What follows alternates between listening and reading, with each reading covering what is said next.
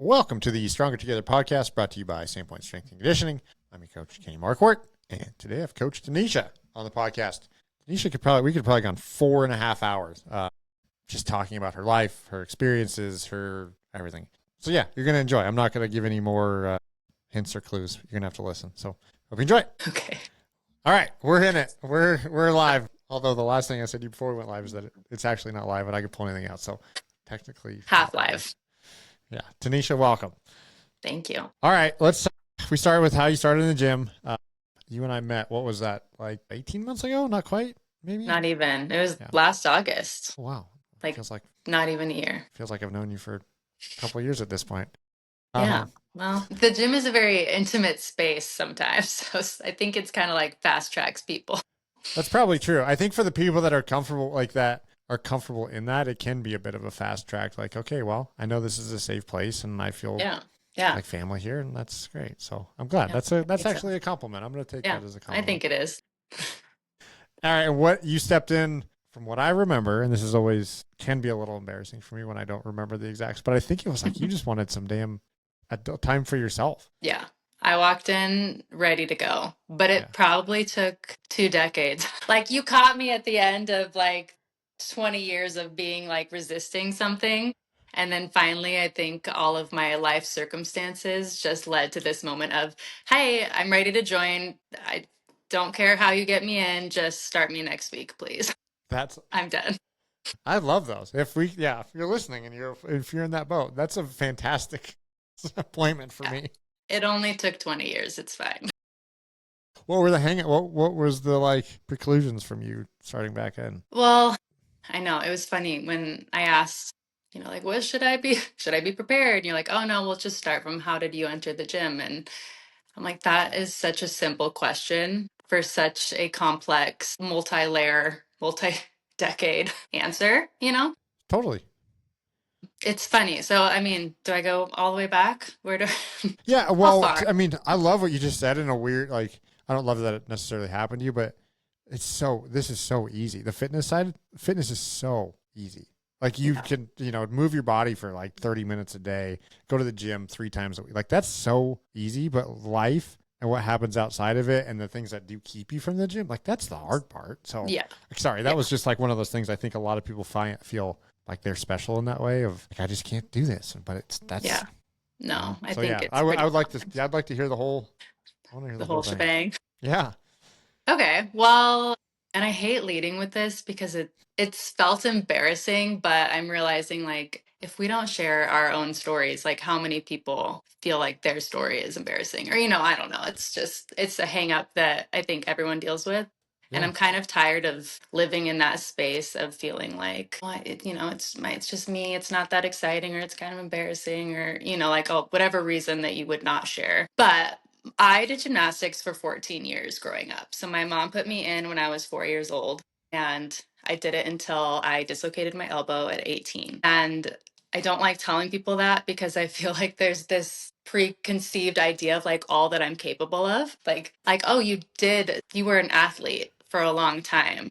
And what's funny is that my mom is an amazing person. And I really liked gymnastics from 4 until about 13. But after that, she's a gymnastics coach. So she was my coach and I was not allowed to quit. So I think from 13 to 18, it was a lot of, and her and I still disagree on, we just don't see eye to eye on this, but she does not remember me coming to her multiple times and saying like, I want to quit, like, please let me do literally anything else. And I have all these memories of being like, I hate this so much. It's sucking my soul dry. And I'm terrible. Like, I'm 5'11". I'd be on like the last, it just was insane. Like, I could have probably been good at so many other things, but because it's gymnastics, you don't have time for anything else. Like, I worked out 4.5 hours, 5 days a week, and then traveled on weekends, like missed everything possible, like in your teen years. It's like you missed all the dances, you missed hanging out with friends, all those Grey's Anatomy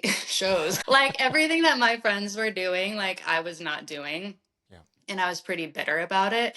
And it felt embarrassing because I was not a good gymnast. Mm. Like I said, like I'd be on like sixth place would be on the floor, and first place, you get that podium, and I'd be Yep. like eye level with the girl on first place. Like honestly. So physics was against me, my attitude was against me, and it was a real like bitter area in my life for all of my teen years. Yeah. So anyways, I think when I dislocated my elbow, it honestly was like a thank God I'm done. I'm out. Like I'm ready to be done and have my life. But after that, I think I just really resisted any form of working out. Like I felt like so much I had to do it.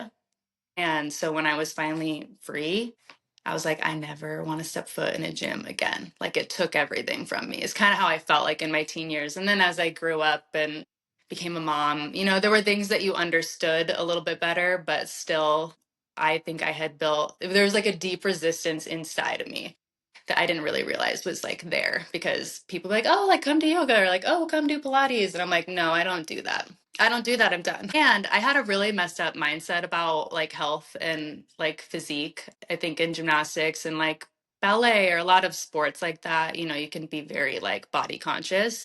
Yeah. And I was always tall and lean, so I didn't really have to worry too much about losing weight, but I still struggled with body image issues. And I did not care for muscle at that time. Like all I cared about was being skinny. And since I was easily skinny, I didn't feel like I had to like do anything, Mm. Yeah. and you look back and realize like how messed up that was. But, 18, 20, 21-year-old Tonisha was just like, I'm good. I don't need to go to the gym. Like I can just eat less and stay where I'm at. Yeah. But I don't know. So that was like, that's like layer one of like resisting gym.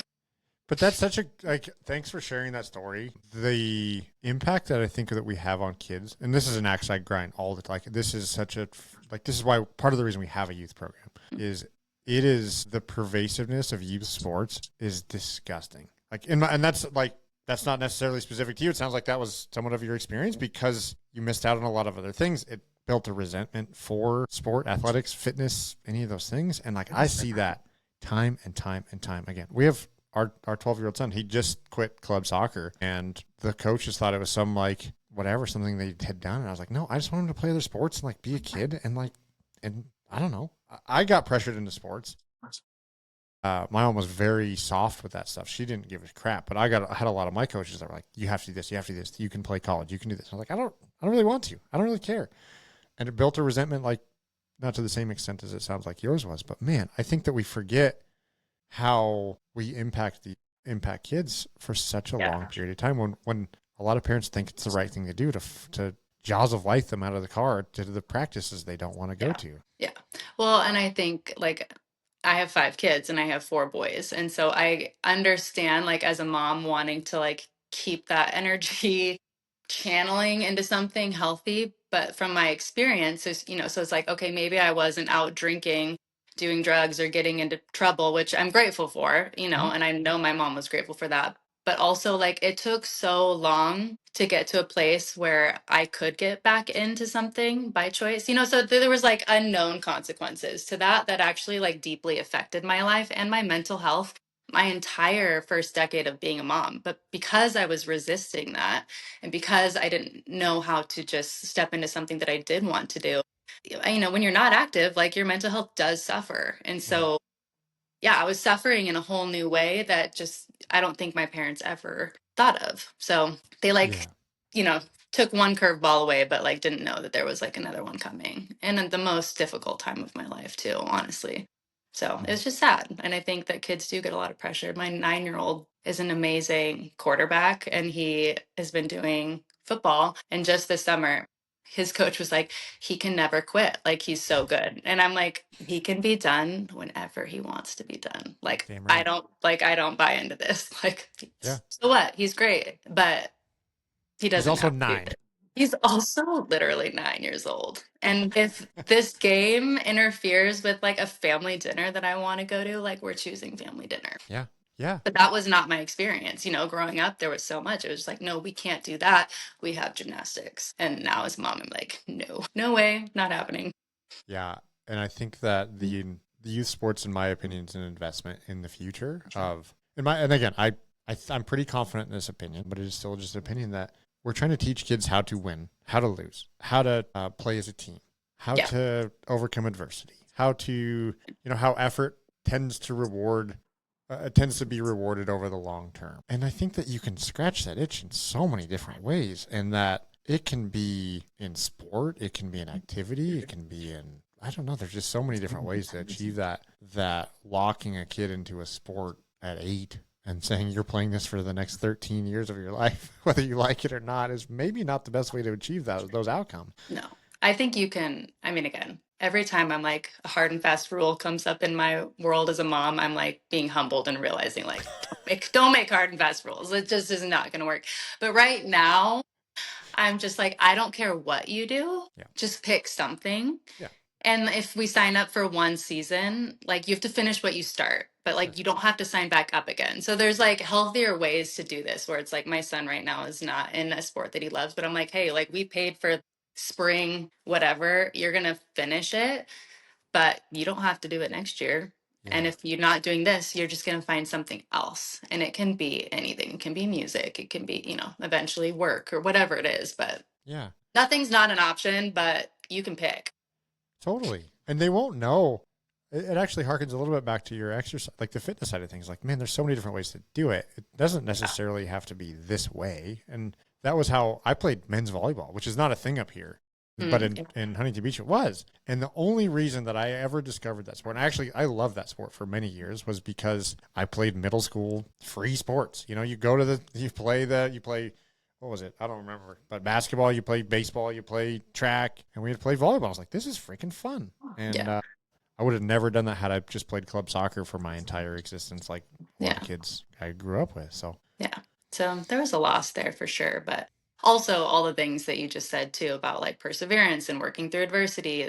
I am so grateful for at least having, you have to pick the good out too. And so even though I felt like a lot of things were taken, I also see how it totally prepped me for the life that I didn't know I was going to have. And all those things are so important. Just, the mental game of sticking with something that's really hard or painful or fearful, and working with people. It's like you don't really realize like, oh, like I'm so glad that team sport helped my marriage, or like just things where it's like we would go through like a little, what was it called? I can't remember what it was called, but like once a week at gym we would all meet up and like go through just like a lesson, like a life lesson.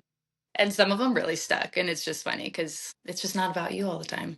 And life's going to be pretty damn hard if you walk around thinking it's all about you, and you'll miss out on a lot of things. So I'm grateful for my mom in that way, being like, honestly, if I did not know how to do something I didn't want to do, I probably would have walked away from a lot of really good things in my life. So there's the positive. So yeah, fair. But you also have a pretty mature perspective on it just as a human. And I think that you could have easily taken that a really hard, an even harder way to the opposition. You know what I mean? Like if like the stubbornness or resentment towards the organized sports and the authority and this and that, like you could have probably gone even harder the other way. So who knows? Yeah. I'm glad I didn't. But I became a mom so young that I think I don't think I'm wise, but I think I've had to deal with a lot of things early on that like some people don't deal with till they're 30. And so even though I'm young, I know I've dealt with a lot of things. So it's just like life experience. And I think that kind of shifts your perspective on things. So I probably would have been really bitter if I hadn't become a mom till I was 30. So yeah, I think there's some positives there.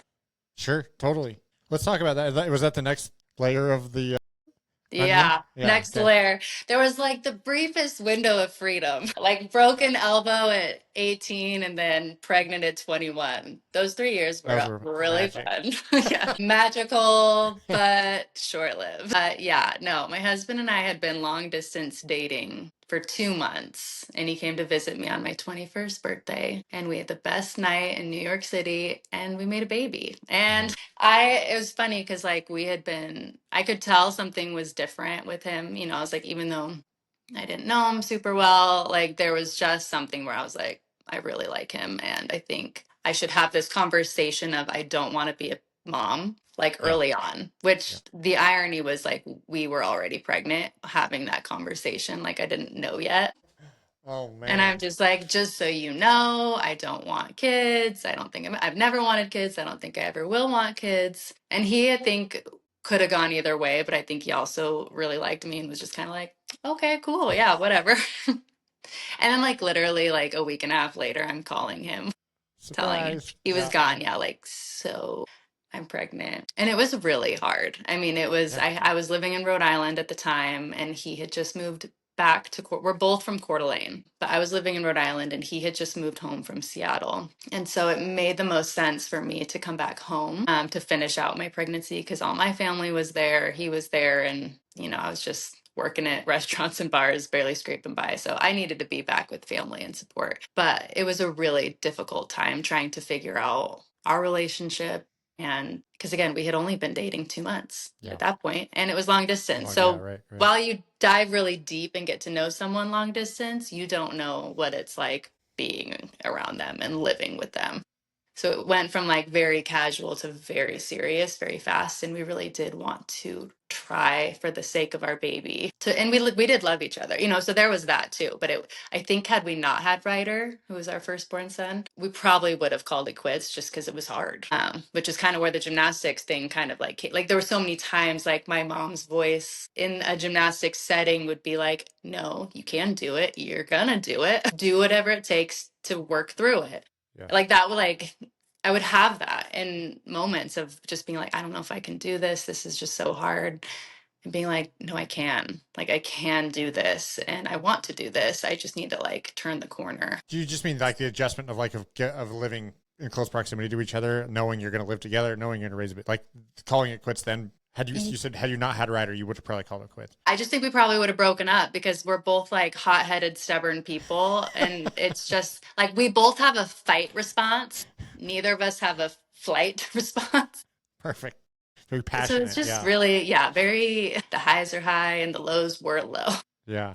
So I think that it just would have, I don't know, Ryder was kind of like the reason to just keep pushing through for a little bit. But I'm so glad that we did because, I mean, here we are 12 years later. But yeah, so motherhood was really hard as far as like how that impacted me not going to the gym. I was learning and dealing with a lot at a young age at one time. Like the rest of my friends were in college and having their lives, and here I was trying to navigate like a very serious relationship and becoming a new mother. And he did like a number on my body like in labor. Like I had a 4.5, I did a home birth with him and I broke my tailbone and had some pretty severe like tearing. So like Jeez. there was just like my body just took a big hit.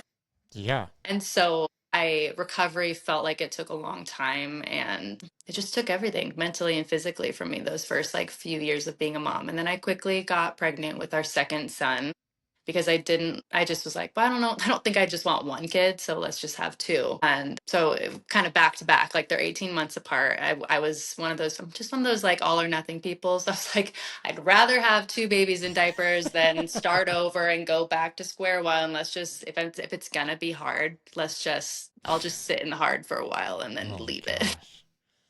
Oh my So gosh. that was Yeah.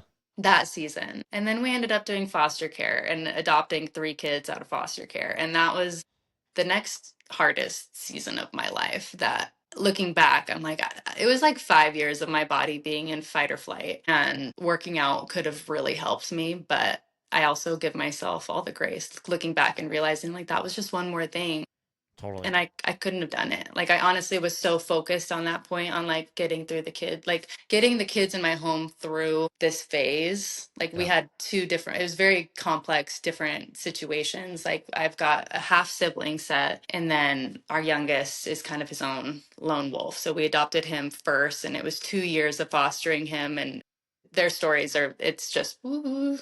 Yeah. So it's 2 years of really just not knowing if these kids were going to be ours or not, like if they Mm. were going to go home, because the goal is reunification, but the stakes are so high. It's like both of my kids' moms are meth addicts, and it just was a really difficult thing to walk through for that long. So I was having like panic attacks pretty often and really struggling with like mental health. At that point, like I think because of the stress, my health really started to decline. Yeah. And I started having all these like autoimmune issues popping up. So I finally started meeting with a naturopath down there to just try to figure out like what's going on. Like I'm so sick all the time and Yeah. I can barely keep my head afloat right now.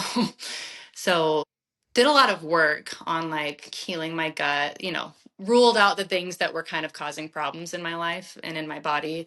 And then step one was heal your gut. Step two was work on your hormones. Step three is like stress management. Like, how do we now help you cope with the path that you've chosen? Yeah. Because you're not going to be involved in foster care and not be stressed. But how can we, like, my doctor, like, he was just like, you're clearly going to do this. And I respect you for that. But like, also, like, can we get to a place where like it doesn't actually slowly kill you? Yeah. And so that was like another phase of like why I couldn't get to the gym. And he actually there was a very brief stint where I was super pissed off at everything. Actually, that wasn't what was brief. I've lived a lot very pissed off at a lot of things. But what was brief was I tried a CrossFit gym in Boise very briefly because I kind of hit that point too where I was like, I'm so sick of feeling this way. Like I Yeah. feel weak, I feel sick, I feel stressed, I'm overwhelmed. I just need some time to myself. And I knew like the best thing for me would be to work out. But the CrossFit gym that I went to was so intense and my adrenals were so Yeah. fatigued at Yeah. that point Yeah. that it was just like another thing that was like killing me. Oh, yeah. No, yep. I knew how that was I going to end. Yeah, I walked out very discouraged because I'm all or nothing. I was just like, I'm just joining a CrossFit gym. I don't want to just go on walks. Like I could have done anything. Hell no, I'm not down I regulating was my like, nervous I'm system. not I'm doing yoga. Like yoga would have been perfect. perfect, 100%. That's but exactly I what I would was have said. like, I'm Walk, not doing yoga. that. Like I'm doing CrossFit, Yeah. which I was like a hard turn from everything I'd been resisting. But it was discouraging because I gave it a shot and felt even sicker and had not at that point built up enough reserves in my body for that extra stress on my body. It was just taking at that point I was like really underweight. There was just so much that was Yeah. wrong. But I was discouraged and I just was like, so I can't do it. It's like I can't, I failed at that. So then I kind of resisted again. I didn't step back in. That was at least 5 years ago. So Pre or post COVID. That's pretty easy. Like, anyways, anymore. It's like that's the yeah, yeah, AC, BC, before COVID or after COVID. That's your yeah. timelines. It was right in the mix of COVID, Okay. honestly, in the middle. I mean, it would have been probably right before, maybe after. No, I don't know. Well, you probably There was know a because it lot was, yeah, in no. that season. What's the, like, this is one of the hardest things. Like, you're a high achieving, I'm going to call you stubborn in the best way, but like when somebody tells you that you need to settle down, or you like your effort is what's killing you. Maybe that's an overstatement, but like, you know what I mean? Like you're stressed because you don't really have a choice. Like you're raising 5 kids and you're trying to do it well, and you're, Yeah. Under the what, oh man, what's the word I'm looking for? But like it's subject to stuff outside of your control. And then somebody says, "Hey, settle down. Like you got to take it easy." You're like, "Well, what Yeah. in the hell? How do you propose I that?" can't. What's your reaction? Like, how do you react to that? How did you handle that? Well, I think my family had a lot of concern at that point, like when we were doing foster care, because I mean, that was like the easiest, most visible thing to be like, this is really hard on you. Because it's hard, it's a very difficult thing for a lot of reasons. Like you're involved with a very broken system. There's no good communication, like with the Department of Health and Welfare. The parents that you're dealing with are very broken people, and then the children, like your heart, on one hand it's like this two-sided coin. On one hand you're heartbroken for them, and on the other side of the coin it's really freaking hard because they have so much trauma and Mm-hmm. there's so many health issues going on in their life and you're not their parents, and they're going through the hardest thing that they've ever gone through, that like their behaviors can be really intense to parents. And so when my health kind of started declining, it seemed to my family or friends to be like the easiest thing to cut out would be that. But I could not, like I couldn't. I had a dream. The reason why we even started it, because I obviously started this story with being like, I don't want to be a mom. Yeah, that was my next. I was waiting to ask that question, but now I'm glad you Yeah, like segued in. why? So, why did you do this? Yeah. I mean, my faith that plays a big part in it, but I actually had a dream about one of the sons we adopted, which seems really crazy, but like I had this very clear cut like dream about this boy.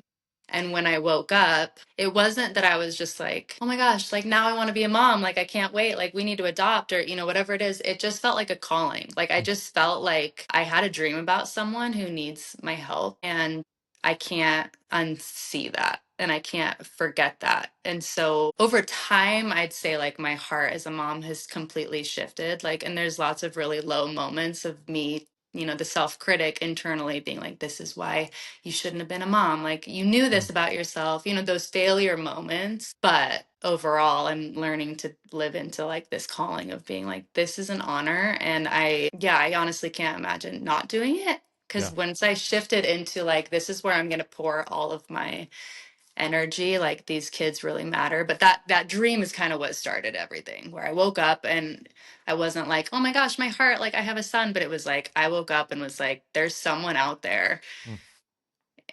and he needs me. And my husband was really on board with it, which I was nervous being like, so I had a dream. Guess what we're doing today? But yeah, but he was like, let's do it. But I think we're both crazy that way. And I think that's why like a lot of our family members like don't really understand us, but we're just like, if it's a challenge, we're kind of on board with it. Yeah. Especially if it's a challenge that's obviously in the long run going to help people. But so we started foster care just really not knowing, I don't know, and also the insecurity of being like, I mean, I had a dream about this boy, but like, what if I'm crazy? And the panic attacks and everything that was really hard. Like, there was a lot of those voices in my head being like, nope, nope, nope. But we eventually got my son that I dreamed about, which is crazy. Like, it literally, I had this dream, and I actually put this together about like probably 5 months ago because I'm writing a book about I'm trying to write a book about our journey through this, but I realized I journal everything, but I journaled the day that I had that dream, and it was July 11th of 2018, and my son was 2 at that time. But I literally looked back just for reference. I wanted to see exactly what I'd written, and I had that dream on his second birthday. Like it was on the day of his second birthday that I had that dream. It was July 11th. And it just was crazy to me. Like even that confirmation. And he's my hardest son. Like I needed, looking back, I'm like, this is why I had a dream about him and not our other 2 kids. Because the other 2 kids there's challenges, but like not quite the challenge that this son is. There's Yeah. moments with him where I'm like, oh my gosh, what have we done? you know. Yeah. But Wait, when sorry, to clarify, this is the adopted son's second birthday. yes, Just happened. Okay. That just, like sorry, I it took woke me a up from second to this catch dream, up. was like, oh my gosh, I had this dream about this boy, and then years later, looking back to just You see tie what it I'd written together. about the dream specifics, and I'm like, holy shit, like it's on, like I dreamed about him on his birthday. That's wild. Holy Yeah. cow. But I have got like a bazillion other stories of confirmation that like this was the kid that I dreamed about. But it's just Yeah. funny to me because I think I needed to know that like, yes, this was not a mistake. No, This yeah. is not going to ultimately like destroy our family, but like it's actually like sometimes it feels that way. Oh, I bet. It's messy. It can be Yeah. really messy, and no one should over romanticize adoption. But it's been a really cool journey. But Sorry, that how old was was how old were your first 2 kids when you had this dream? Ryder would have been 2018, 4 and 2. Okay. So you're still in the thick of the, like, Yeah, littles. you're not, there's some light at the end of the tunnel as they get a little Yeah. older. I mean, depending on your perspective, I think it gets a little easier and more challenging, but I could see okay, cool. Well, all right. But you're just you went right back to the, And I was not thriving. I wasn't like in a season where I was like, oh my gosh, I'm doing so well. Like, what's next? yeah, cool. Crested But that hump. Let's I go didn't get a back. pick when the dream happened. I just woke up and was like, on it, That's, wow. let's do it. But Wow. yeah, then 3 kids later. So that I did not mean to have 5 kids. Sorry. And the third, he was not, he didn't come with a sibling. Uh, Or he did. so the son that I dreamed about did. He had a Okay. half sister. Okay. Okay. And at the end of that, we ended up adopting her with him. but she was in a different town at that time, being fostered by a different family. And so when their case went towards termination, they were looking to find a home for both of them together. So we thought we were kind of good, like, okay, we'll adopt him. We'll be four boys. We'll be done. Like, I'll finally be done. And then they were like, well, actually, like, it's two or none. And I Yeah. was like, oh my. So then we're processing, like, do we take five? Like, all right, like, am I really gonna like consider taking in a daughter? And I was really nervous because I'd never been a mom of girls before and we didn't know her. It's just like we Yep. had 2 years of James and knew what we were getting into, but like we didn't know her and we didn't know what type of challenges that would present in our family dynamics. But like we also knew James was our son. And Mm-hmm. so we kind of very briefly took her in over Christmas break for like a trial period just to see like, is this even feasible? But it was just, yeah, she never left after that. So here we are. That's heavy. Just like, sorry, the trial period. I mean, like, just like, there's so much weight to all that stuff. Like, oh my gosh, I can't Yeah. fathom it. Yeah. That's not a quick. That's why I'm writing it down. So There's wait, no. math wise, I'm either not. So you had your two, Yes. and you had a dream about the third. He came with a sister. That's four. Yes. Where's the fifth one So coming? in between Malachi, we technically adopted first. He's Okay. our youngest. Okay. He's 7 right now, but we got him at 3 months old Oh and my we gosh. fostered him for 2 years. So even though we adopted him first, James came to us after. And keep in mind, there were 5 other kids that we fostered. So like it wasn't just like they came in. It was like we had 5 other kids coming and going like through that period. And that's its own separate story for another time. But it's not like, but yeah, even in my timeline, I'm like, so wait, when did that one come and when did that one? I get really like, I can't remember, but I journaled, so it's like I don't know, like that's why I wasn't working out, but like I was writing, which I'm grateful for. I want to say this is like professionally and platonically as possible, but how do you look so great? You should look like you're 900 years old. Like, how? I You probably should have seen me in the thick of it. I've done a lot of healing work. Okay. Yeah, I don't Again, know.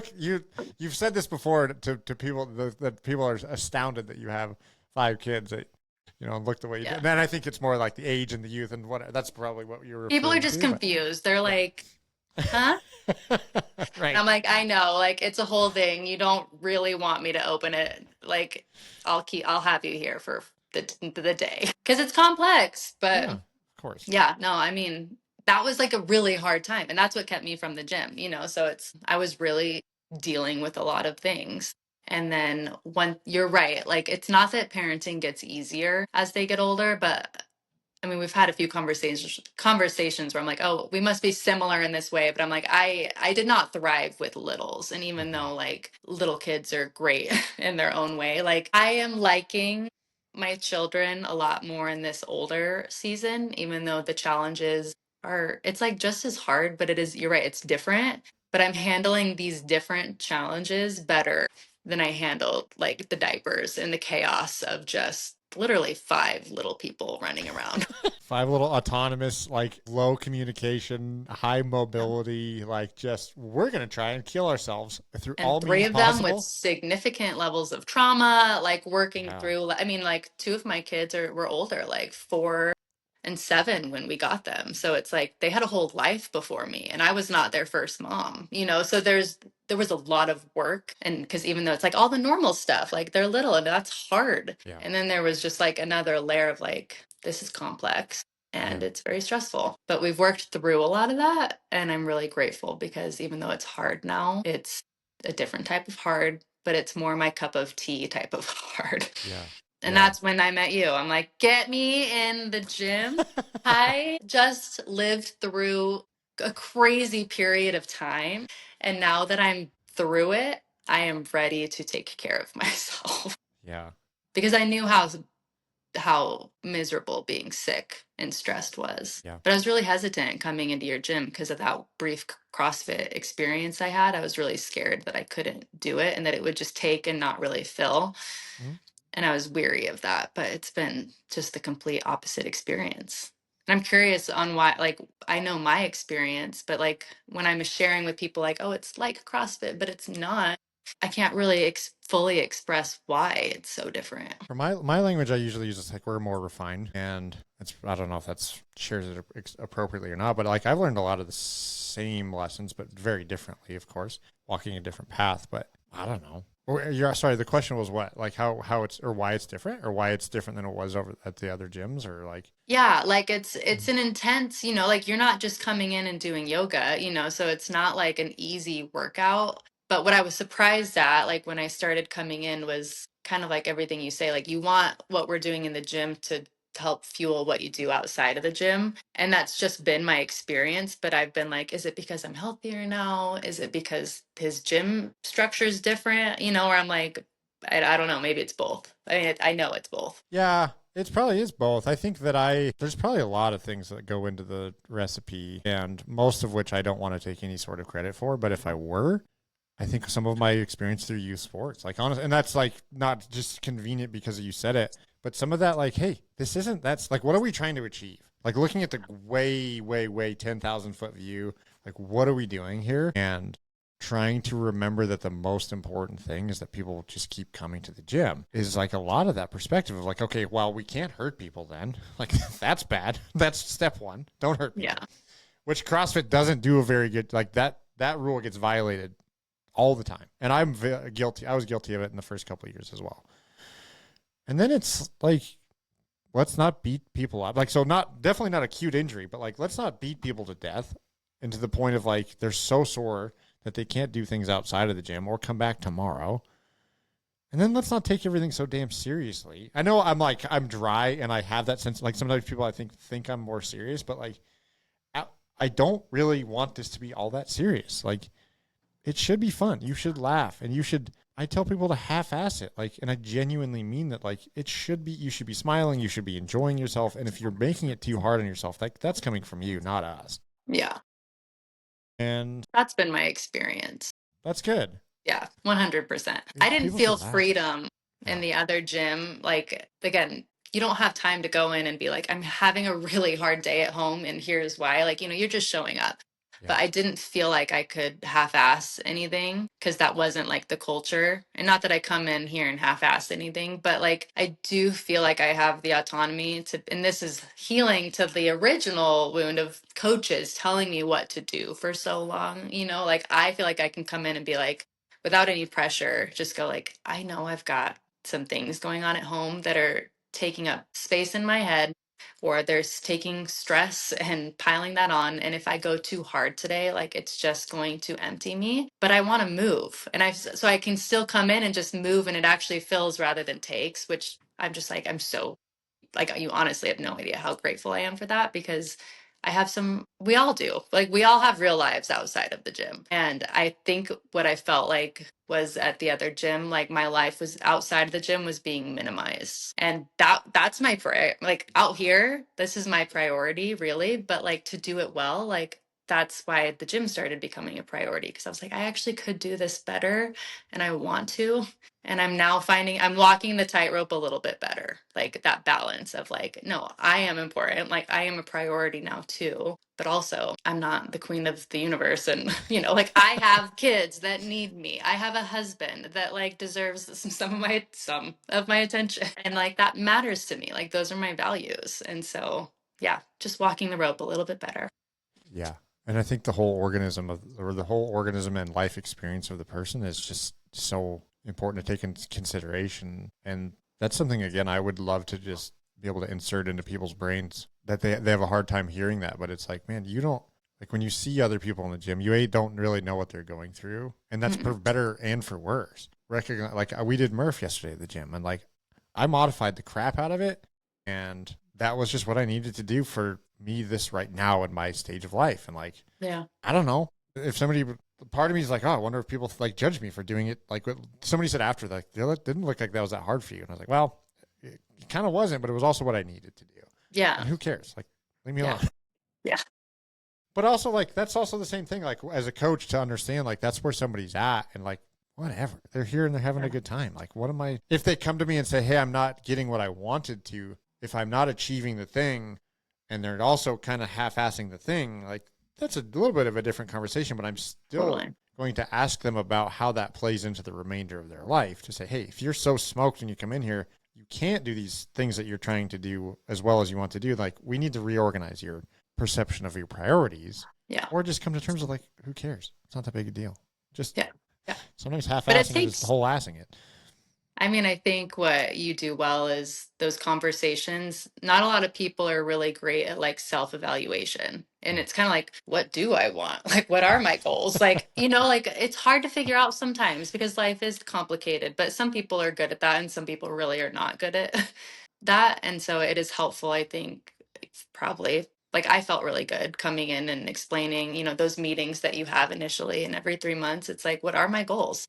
And at first it was like, I want to get stronger. I want to do this, but like, I think it's shifted each time based off of like because it's like my outside life shifts. And it's Mm-hmm. like, there's still always like this under layer of like, yes, I want to be strong. I want to come in. I want to be consistent. But I think goal oriented people too can always reach higher. And I found myself being like, no, wait, accept the win. Like Yeah, you actually are achieving what your initial goal was. You don't always have to be like, what's next, what's higher. Like you can maintain this for a little bit too and keep that at a healthy level before you're like, all right, what's next? And I'm realizing that too. totally. And the seasons of life impact that a lot too. And the seasons of Totally. life are often a metaphor, or not a metaphor, but like go alongside that so well too.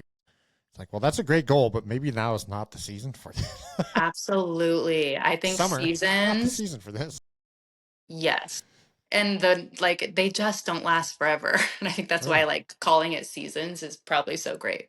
But I did not like learn, like the first 6 years of, motherhood and being in the throes of foster care, like I felt like it was going to go on forever. And I think it would have been really helpful for someone to be like, this is going to end. oh And yeah, right now, it's okay if you're not doing XYZ on top of that. Like this season, this is important to you. Get through this time, and then you'll have more capacity. Like it took getting through all that to realize like seasons come and go. Like right now, I have capacity for this goal, and there might come a time where like I don't. And yeah, I'm going to be more okay with that next time, I think, yeah. hopefully. Yeah, no, right. And that's the stuff I try. I see new parents. We see them a lot in the gym because of the demographic that we serve. And I'm like, hey, Yeah. listen, just so you know, it gets better.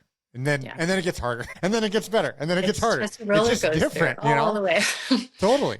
Yeah. I remember, I'll never forget, like I can envision where I was. Well, obviously I was in bed, but like it was a morning on the weekend, and our son had woken up at whatever 3 in the morning. I was like, oh my god, I'm never gonna sleep in on the weekend again. Like that season of my life is over. But Yeah. here we are again, and he gets up, he does his thing, and like that was just the short term. The sleep Yeah. deprivation season of parenting it's a season, Yes. but it does end. Yeah. Yeah. It's just a really intense season. Yeah, sleep is It, important. It turns out. yeah. I'm like, it's kind of crazy the domino effect of no sleep and then your hormones. And like, you can really become enveloped in this belief that it's just never going to end. You're going to Yeah. die this way. This is your life now. And that doesn't sound so bad right now. Like that sounds like a good out. I know. When Like, you're I'd just actually take the out. the thoughts, those like when you're sleep It's deprived so and real. stressed, and you have those like wow, I think back on Yeah. some of those things, you're like, oh my god, like that was Yeah. really dark. That was really Yeah. dark in that time.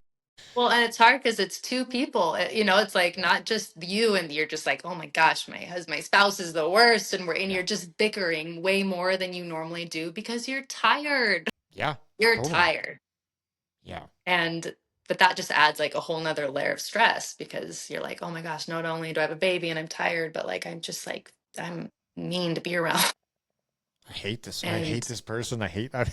What have I done? I hate him, I hate me, I hate what we've done. How did this happen? Yeah, and It it's kind of ends. funny, but it's It also ends. really not like that's very Yeah. real, very true, Yeah. and And it's like there's usually it's like I want to encourage everyone. Like if you just I want to be like my mom, like that coach in me that's like, you can do it. Like please push through. Like don't give up. Like yeah, because there's probably lots of times where it's like people get divorced like in that season. And I'm like, I don't know if like half the people that do would have if they yep. just weren't literally sleep deprived. And so I'm just like, it's worth sticking through because it does get better. And you're stronger. Both of you are stronger and more connected, and it's just better all around. Yeah, I mean, I think there is a lot of merit in the constructs making it so complicated. Like this is the God's honest truth of the story. Is like Jen and I, we have hard times too. The God's honest truth part is like we've considered the point of like, do we just unwind this whole thing? Like this is kind of Yeah. like we don't like each other right now. Like Yeah. the challenge of undoing that versus like, well, maybe we should just work on this together and recognizing that it's better to stick it out, better to work through it. Like now, when you get through that season, you're like, holy shit, like Yeah. this is, I'm so glad we did this. Like the commitment to it is, Yeah. man. Yeah. Well, it's again, my mom has so much. There's just so many things I've taken, but she's like, pick your heart. Yeah, Like, for what sure. kind of heart do you want? And Right. it because you're not. There's no easy. There's a difference between obviously like super unhealthy, but like Yeah. everyone's hard. Marriage is hard. Relationship with friends or family or your kids. People being in relationship with people is really difficult, but there's no easy. Like it's just pick your heart. Like, Yeah. what do you want? The Yeah. hard of figuring it out separately, and then like the challenge of also because you're not going to be alone. You're probably going to end up with someone else. Just do And this you'll just again. find yourself right back in the same. And there's no judgment, like I don't Yeah. judge anyone because there are some valid reasons. And sometimes it is what it is. But everyone knows it's hard. Right. Yeah. And the intentionality and sticking through. I don't know. It's both. I guess it's both because the commitment to stick through it, where there was a generation before us where it was like, we're going to do it. We're going to stick through this and we're going to hate each other for Yeah. every single minute of every single day, and everyone's going to know it. And that's fine. It's like, well, that maybe wasn't the right idea either. Like, I don't know. But no, I think it's situational. Everyone knows, their own story and their situation. But for me and my husband, it was well worth sticking it out. And I'm yeah, proud of that. Like it's on, totally. there's a few things I can just be like, wow, like that was like really hard for you. And I don't give self props very often, but if I were to go back and I'm just really glad that I stuck through some of these hard things because there is fruit on the other side. Yeah. And there's reaping the benefits of like what you've sown. And there's a lot of things that I'm just like, I'm really grateful that I did and that my husband did and that or my kids. I'm glad that I stuck through like for some of my kids. Like, there's lots of times and moments where I'm like, gosh, I wish that my life was simpler. And Yep. I have moments of being really jealous of normal families. And there is no such thing, right? Like we all have our version of the grass is greener, but like it is complex having 5 kids. And sometimes I'm just jealous of some of the things that like not mixed families have. But I'm really grateful that I did choose what I chose because it has taught me everything I have. It's given me perspective, and they're really cool people. And I'm pretty sure they'll grow up to be pretty cool adults. I haven't spent any time with them, but I believe that to be the case. Yeah, just based on our conversations, what you do, like that's, I don't know. I'm pretty confident you're right. I mean, I question it because sometimes I'm not sure, but Well, right, of course. sometimes I'm Again, like, same thing. I may be raising a psychopath. I'm not sure, but I tried. Yeah, that's one of the heavier parts of parenting is just we don't know. We're gonna find out, Yeah. but we don't know yet. And There's no right answer. I'm learning to not take responsibility for them either, where Mm, it's like, I feel like the older they get, some of the things they do, you feel like it's a reflection of you. You're like, you directly represent me. I'm embarrassed right now. And I'm just like actually learning, like, they are their own humans. yeah. And like, while yes, I'm raising them to be a certain way, like we all remember what it was like being a teenager. Oh yeah. And like I'm just gonna I mean I'm telling myself this right now, not because I've mastered it, but because I'm putting that over me for the future. But like I'm not gonna take responsibility for everything they do. Like I'm not just gonna go down with the ship and be like, I'm so sorry, I'm embarrassed. Like it's like they have autonomy too. Well, that's what that stage of life is about. Is like this testing the boundaries and sowing your oats and feeling like Yeah. you got to figure it out, and then retreating back to home and asking your parents for help because you screwed up, and it turns out you're actually a lot dumber than you think. That's what I remember about that age, and then I Yeah. finally came to terms with it more in a more mature way around 20 to 22 when you start to have to take real responsibility for yourself and Yeah. you come Yeah. back and you're like, oh, mom, you were pretty damn smart. Like, I'm so sorry. Like you Can we be actually kind friends? of knew Yeah. what you were talking about. Well, and I know your mom knew what she was talking about. Just Yeah. I from mean, getting to know her a little, I was like, she's so sweet. she is. No, for sure. Yeah. She was amazing. And that we have a great relationship now. And that's something that I think I try and remember myself My son and I get along pretty well, but I also know we're going to probably have this a rocky period, and he's probably going to come back at, 20 to 25, and we're going to have another. There's just going to be that there's going to be that gap of like, yeah, you're not as dependent upon me. You definitely are, but you think you're not, and it's going to be weird. And so I remember that and trying to impart that on. Like, I was kind of a dick to my mom for, I don't know, 5 or 6 years, or probably more, and now we're great friends and talk all the time. And, I think we'll get through. Yeah. I want to ask you quick. I know we've been almost going an hour, which is, I told you if I said it 15 minutes, we had to cut it. You were a boring guest. This is not at all boring, I'm sure. I got to keep my job. That's what I want to ask. So you came into the gym to kind of turn back, like focus on yourself, have your own time. And then let's see, like 3 or 4 months ago, I approached you about coaching, and now you're giving back again. You have enough to give back at home, and now you're giving back to people here at the gym. Like, I hope you're enjoying it, because we are loving having you as a coach. Like, I'm loving it. Good. I think it's been really a lot of the things that hurt me growing up, I feel like are kind of being like repaired in your gym, which is really cool. And again, just like that healthier relationship with like my body and working out, and like that's being worked on and restored, but also like be feeling hurt by like growing up doing something I didn't want to do. Also came like just some serious attitude, right? About just being like stupid gym people and like coaches. And like, I mean, like, honestly, like there was a real phase where like I probably was so mean about like how I don't know if I spoke it, but at least thought about like I was demeaning towards like my mom being a coach, or, like I just was so fed up with that world that I thought anyone who was part of it was pretty dumb. And I don't, like I'm just like, oh my gosh, like everyone is just normal. Like they're literally just humans. And, maybe I'll never fully get along with a real gym bro. We know there's those minorities, but like I will probably never really fully relate, but there's always something to relate to. And like I've been just loving like connecting with people again, like in a gym setting, of realizing like, yeah, we're all just here. We're all just trying to work on something, whether that is our bodies or our mental state, or just like work on growing our commitment to achieving goals, like whatever it is. I like love that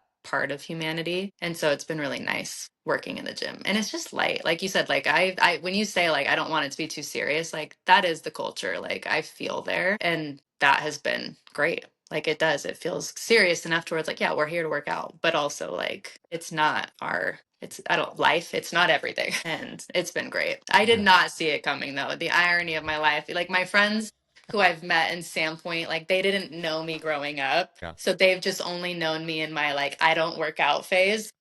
And now, so like when they find out, it's like, oh, what job did you get? And I'm just like, I'm coaching at a strength and conditioning gym. Like I'm so like not embarrassed at the gym, but I'm just like, yeah, my life is really ironic. It's just one ironic thing after another. Like I don't want to be a mom. I've got 5 kids. I don't like working out. I'm a coach at a gym. Like, what's next? I have no idea. Well, yeah, and like not unfortunate, but like that's what makes you so good at is I think the understanding of all of what we've talked about, like that there's way more to this than reps and sets and whatever. And I think that's where I actually take issue. Like this is a weird pet peeve of mine, but the word trainer, I hate. Like I don't hate it. If somebody calls me a trainer, I'm not gonna like lose my shit. But if they call me a trainer, it's like no, I'm not. Like a trainer works with an animal. Like a trainer gives a dog a treat for sitting. And there's no more context to it than that. Like it's a dog. Like I love my dog, but she's still a dog. Yeah. Okay, it's not how her day went. It's not what like I expect her to sit when I say sit. Yeah. When I'm coaching somebody and I say sit and they break down in tears and I say, okay, well let's talk. Like what's happened? Like what's going on? If you don't want to squat today, let's not squat today. Let's just you came to the gym. Let's figure out what's going on and why this is so uncomfortable and why you might have reticence towards that. Yeah. And again, I think you fit in. So like that's why I took a lot of credit earlier, which again I don't love doing, but our coaching staff right now is so good with that understanding, and that's where you fit in so well with this, and why we've appreciated having you so much on the staff. And it's like you get it. You're not a trainer, you're a coach. Yeah. Well, thank you. Yeah. Appreciate that. Because I'm still learning so much about the strength and conditioning side of things, obviously. But yeah, I do think I do care about people, and I'm confident in that. So that's half of it. And I think I said that to you on like our second or third time together. I was like, hey, you're like, I don't care how much you know. Like, yeah, like I can teach you that stuff. But the fact that how much you care, and like you were talking to somebody about their day, or I don't remember exactly what it was, but like, hey, you got it. Like that's that's 80% of it, and the rest of it is not all that complicated. So Yeah. yeah. Well, I've That's been fine. loving it. So, Good. and Hey, I I gotta wouldn't ask you just one do more that at thing. any gym. You What? what? Sorry, one more thing. What'd you say? Oh, I was just saying, I was like, I wouldn't have accepted that position at just any gym. So, Oh, good. I was so happy when you did. I think I sent you an email. I was like, "Hey, would you consider coaching?" And you said, yeah. "I was I like, was like, oh my yes." gosh. I think I told Jen, I think I told my wife. I was like, I am so excited to go sit down with. I really hope she's excited about this because I think she'd be so good. I'm excited. All right, let's. I gotta ask. Tell us about your name because nobody Oh my thinks you're gosh. behind that name. It's so weird. I no, I mean it's not. It's just I'm the only white Tanisha in the entire world, I said so that to that's somebody and they're me. like, "Huh?" I'm like, I "No, know. that's come on." Like, I know. If people talk about me before they meet me, there's just some assumptions that I'm black, and then I show up, my very white North Idaho self, from Coeur d'Alene. Yep. and yeah, I'm like, gosh, mom, you could not have gone away with that, like in this current day. Yeah. However, I don't know. She told me that she babysat a little girl named Tanisha when she was in high school. But I think like that Tanisha, I think she said she was Mexican. Got it. All right. No idea. There's no rules with this name, No, for but sure. she just liked it. Yep. And here I am. But I actually really hate my name. Oh no. I like hate my name. And I actually went, when I was 20, I thought about legally changing it. And then I just was like, that just won't go well with anybody. But That's funny. What were you yeah. gonna change it to? I had no idea. I Oh, just okay. You're just like go whatever. anything else. Like I didn't care. Generic something. Karen. Jenny. Yeah, I don't know. Anything normal. No, yeah, I don't know. I just would really hate it. And I don't like nicknames. Like people would try to shorten it into Tony. And my last name, I'm half Italian, and my last name, my maiden name was Di Pasquale. I'm like, Tony Di Pasquale. Like, I may just bury me. Please. No, you may not call me Tony. But that like you can't really do anything else. So I just was stuck with Tanisha. Yeah. No, I love it. I think My mom just went rogue and went with it. that's great. Yep. But I probably wouldn't have guessed, yeah, a white girl from North Idaho. So here we are. No one would. Yeah. Love it. Well, Tanisha, this has been awesome. Thank you for, I'm sure there's more too. We could probably go for hours, just like imparting your wisdom upon the world and your short stint of life. But yeah, thanks again for doing this. Thanks again for being who you are. And thanks again for walking into our gym. And most importantly, thanks for taking a job coaching here because it's been just fantastic to watch you interact with everybody and help them on their own journeys. Thank you. It has been really an honor. So cool. I appreciate it too. Cool. All right. I'm going to end this and then I'll see you soon. Yeah. See you later. All right. Thank you for listening. I hope you enjoyed it. I'm sure you enjoyed it. I couldn't imagine how you couldn't have enjoyed that. Anyways, if you need some help getting started, want to experience a gym where you feel like you're not forced to show up and practice as hard as you possibly can every day because the gym is the only thing in your life and you want to spend more time with people like Tanisha, then just send me an email. Kenny at Same With Strength. I'll help you get started. If you're already a member, I hope you enjoyed that podcast and I hope to see you soon in the gym.